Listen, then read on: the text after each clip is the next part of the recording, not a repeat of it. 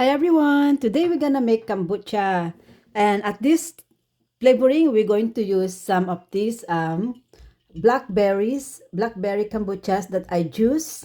So that's good. And also these are rose hips and ginger that we have infused overnight so that it will cool down before we use it in our flavoring.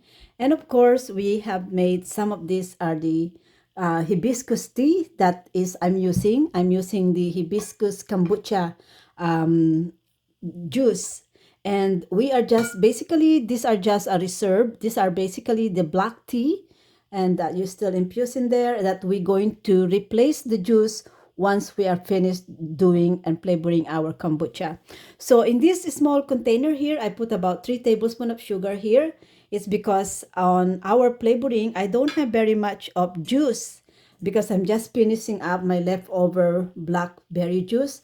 So this is about more or less 1 cup of blackberry juice that is infused from pure and harvested blackberries in the garden. So now let us start putting our ingredients together. So I basically just gonna need a strainer on here, and we're going to use all of the mixture of the tea and the ginger and the rose hips. So we're just gonna drain that one. Okay. We only need basically the juice. We do not need any of those fibers in our flavoring. So look how gorgeous is this. So I harvested these beautiful rose hips from the garden as well. So I just kind of boiled this one for about few minutes before I mix it to my sugar and my dried ginger, so we can get the good juice of the rose hips. Rose hip is very rich in vitamin C's, and so that's the good one over there. That's for vitamin C's. And so we're gonna use just about half of this and I need a strainer for this one also. We're gonna use just half of this hibiscus tea. We need to save the half so that we can replace the hibiscus kombucha juice that we are using. So that's basically it. That is basically our mixture for today. So now let's put together our our jar, and we're just gonna mix this up. Just mix this. And in making kombucha here, I do use you need to use the beer bottles are very ideal on doing this job, especially the bottles that's really for making the ginger beer, and those are usually the bottles for the ginger the beer, because they have a good seal on making that. It is always ideal to use one of these. This is the beer the gold beer bottle, because they have a real good ceramic cover here, and they have a small mouth. So if you are someone who likes to have that carbonated rich carbonated taste, then this is ideal. But for me, I could not really get my mind on this, because every time I find it difficult to open with my arthritic hands, because when the pressure builds up inside the bottle, it's very hard to open. And so sometimes if I open it, it will just explode in the kitchen. So I have enough of those. My brain is just getting so paranoid of the explosions in my kitchen, so I stop. I This is my second preference. It's only if I run out of this bottle. I like this bottle because it has big mouth on it. And so once the pressures build up in this bottle, the pressure can actually escape on its own. So I don't have a big explosion that could happen in the kitchen. So this is basically it, guys. Only what we're gonna do is we're gonna put a scoop of this juice.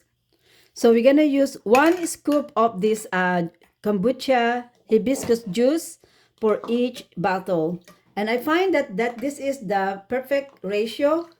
1 scoop of the kombucha juice, and then almost like look at this, guys. Okay, so but basically 3/4 of the juice of here will be the perfect combination for it. So let's just do that. Sure, not overload. And then you're gonna fill this up until to the bottle, neck bottle over there, just past there. And this is it. So they have a space to build up their carbon build up over there. That have a space for them. And then you can and that's it. This is where I'm gonna store this now. Now the weather is warmer, so this one may probably be ready in about 7 days or 10 days in a dark room. I cover this one in a dark room, and it should be ready about 7 or 10 days. Then for the enzymes to get back and be active, and once I see all the bubbles that may be rushing up to the bottles, then that is for me. That is my hints that it is ready and ready for consumption. It's probiotic healthy and it's probiotic rich. Then I will put this one in the refrigerator so that if it's cool, it is nicer to consume. Actually, just this one alone, you can already consume this one because this already have the rich probiotic that's coming from the kombucha. So it's also ready for consumption, but I want it to get back its active enzymes. I want it to multiply again the enzymes before consuming it so that I can get the benefits of the probiotic and the healthy whatever is in this kombucha in it. All right, so I'm gonna continue and filling up more bottles in here, and I will get back to you. So I'm just filling up one more of this last bottle here, and then we're ready to put the kombucha juice in it. So that's enough in there. So I have a few bottles done filled up with the kombucha juice. Now we're gonna fill up the bottle with our juices, with the one that we make up. Just fill this one up to the bottleneck.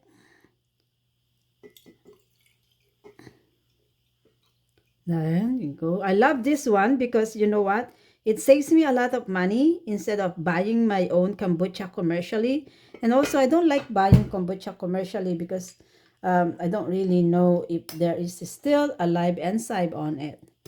But maybe there is still a live enzyme on a commercial kombucha, but I just don't know. I always kind of just started buying some last time, but once I have learn how to create this one because somebody has gave me the money, then it was really a good way of taking advantage of it. So because starting kombucha from scratch is doable, but it's a little bit tricky. But if someone give you the SCOBY to start with, then that is good. So you just fill this one up all the way up to the bottleneck. Okay, just one more bottle here. It's almost done. Okay, so that's it. Now let's just seal all this, and then we're gonna put this one in a container that will catch something that it has a catcher because it can leak out, and so you want the juice to get catch in a container. So that's it there. All right, this eating and consuming kombuchas is put my digestive health, and definitely I will say definitely it does help me to have a healthy gut. It helped me to digest my food properly. It helped me to be able to just finish up one more of this. So the last one. It's helped me to save some money from supplements because now I don't have to buy probiotics. I don't have to buy enzymes to help me digest what I eat. And I don't have to buy some fibers, supplement fibers for my regularity. That's all being replaced by these kombucha juices. So that's one, I guess. All right, so that's it. So let's just cover this one up. And this is how I'm gonna store them. I'm gonna store them to a small location, to container like this, so that the juice can be catch something. It can build up its pressure in the bottle, but they can still escape, and the juice can still be caught in the container. So it's not messy. It will not be messy to where I keep it. So this is it, guys. This is the Blackberry kombucha flavoring. Bye for now.